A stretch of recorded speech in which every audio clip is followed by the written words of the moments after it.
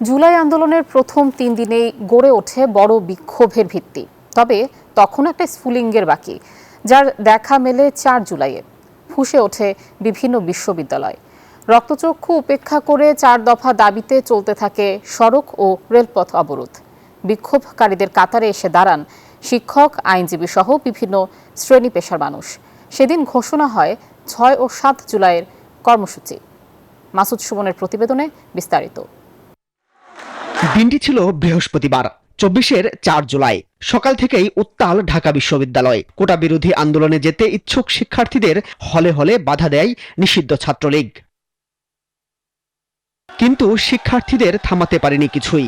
আসতে থাকে ছোট ছোট মিছিল। শাহবাগ মোড় হয়ে ওঠে যার মোহনা। অবরোধে অচল হয়ে ওঠে রাজধানীর সড়ক। রাজপথে শিক্ষার্থীদের কাতারে নেমে আসেন শিক্ষক, আইনজীবী সহ বিভিন্ন শ্রেণী পেশার মানুষ। তাদের সংহতি আন্দোলনে যোগ করে নতুন মাত্রা। আমরা একটা আন্দোলন থেকে যে একটা সরকার পতন করব, সেটা কিন্তু আমরা কখনোই ভাবতে পারিনি। রিকশাওয়ালা থেকে শুরু করে হায়ার লেভেলে যারা আছে এই আন্দোলনে তারা ছিল। আগের ৩ দিন গড়ে উঠেছিল বড় কিছুর ভিত্তি, বাকি ছিল কেবল আরও একটি স্ফুলিঙ্গের। সেই তরঙ্গ তৈরি হয় দেশের বিভিন্ন বিশ্ববিদ্যালয়ের শিক্ষার্থীদের ফুঁসে ওঠার মাধ্যমে। আন্দোলন ছড়িয়ে পড়ে দাবানলের গতিতে। দেশ জুড়েই চলতে থাকে সড়ক, মহাসড়ক, রেলপথ অবরোধ। প্রথম দিকে ১ জুলাই বা তারপর দিন থেকে আমরা আসলে ২ ঘন্টা ১ ঘন্টার জন্য আসলে অবরোধ কর্মসূচি করি। এটা খুব আমাদের জন্য একটু কষ্টসাধ্য ছিল। তাদেরকে বুঝিয়ে নিয়ে আসা আর কনভিন্স করা, কারণ অনেকেই আসলে পড়ার টেবিল থেকে রাজপথে যাওয়ার জন্য তাদের এক্সপিরিয়েন্স ছিল না। তো আমরা দেখেছি তারা প্রত্যক্ষ পরোক্ষভাবে মানুষের যেই মৌলিক অধিকার, ভোটাধিকার সহ প্রত্যেকটা ক্ষেত্রে তারা কি করেছে, মানুষের অধিকারগুলোকে বঞ্চিত করেছে। তো মানুষের মধ্যে যে সঞ্চিত একটা ক্ষোভ, এটা আস্তে আস্তে একটা যখন ঘনীভূত হয়েছে, একটা জায়গায় এসে কিন্তু সেটা বিস্ফোরিত হয়েছে। সেদিন ৪ দফা দাবিতে চট্টগ্রাম বিশ্ববিদ্যালয়ের শহীদ মিনারে সমবেত হন শিক্ষার্থীরা।